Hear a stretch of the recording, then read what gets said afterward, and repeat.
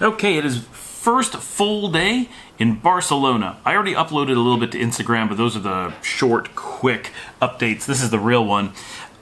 So everyone who's been watching our stuff knows that yesterday we had a bit of an adventure in Paris, getting onto the train at Gare de Lyon.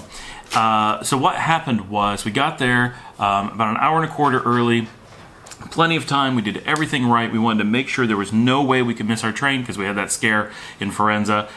We wanted to take all the stress out of it, so we got there nice and early. Had time to go to Pret a Manger, get some food, coffee, sit right by the signboard and everything to make sure we were on top of things.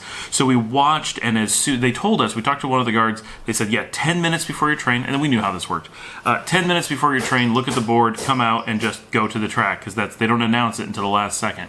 So at about 15-20 minutes before the train arrived, or was due to leave, I should say, we looked out. They had put us on the board. We knew we were on track A. We were sitting on track A at Pret a Manger, so we were ready to go. We said, okay, we can see the train, so it's time we can go and get on nice and early, long before the people show up, whatever. Because most people don't even look till about 10 minutes before. So we didn't expect there to be very many people. The train should have just arrived and just been dropping people off. So we got to the train and walked up, and it was the longest train. It just went on and on and on. And the train number didn't match our train. So this is a bit frustrating, but as we got farther down, we started to notice that there was another train touching this train. So we said, our train must be that one, because there's only one track A, right? So we went all the way down the platform. I think it's about, so there's an engine on either side, it's about 17 cars in the middle. So it's about 19 car lengths, which, you say, car length, how long is it? It actually takes a long time to walk the length of a car. When you have 19 of them, it really adds up. And then you get to the next train, you have an engine at the front. So that's about 20. We finally got past the second set of engines, and it was our train. So we were correct. Now, we had first class tickets. For some reason, they put first class the farthest away from the terminal. So you have to walk the length of second class, then you have to walk past cafe car, then you get to first class. So we already did this with one train, the 20 cars. Now we're doing it with the second one. We walked by about 15 cars of second class, get to a cafe car, get to first class, and there were other people doing this too. This is not just us, so that's important. We're watching other people do this.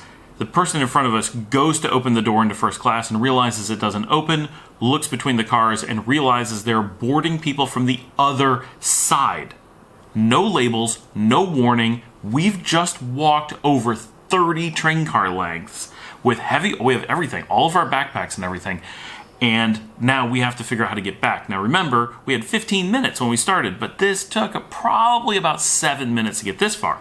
That means we got to go 7 minutes back, loop around the front of the train, and 7 more minutes to get to the front.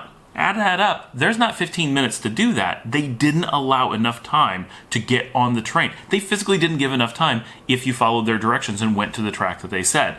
So we turned around and immediately started running with our backpacks and all of our other bags and made it as far as we could. Dominica had an asthma attack long before we even got past the first train.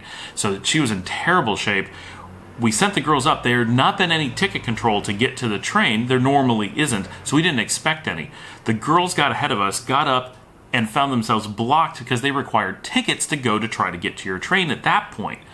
We got up there. There was actually a space where you could walk through between the trains, which was just open.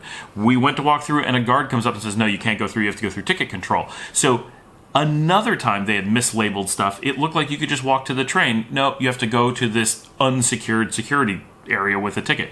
So we run around. Dominica digs through, pulls out the tickets, gives them the tickets. They let us through. We start running, but it's time for the train to leave. And we're now about 19 cars away from the first car of our train because they put 2 trains in one place. It's ridiculous how they set this up. They don't give anywhere near enough time, and there's zero information to let you know that this is happening. We got to the first conductor, and they threw us onto the wrong train and the very first door and said, you just have to get on here.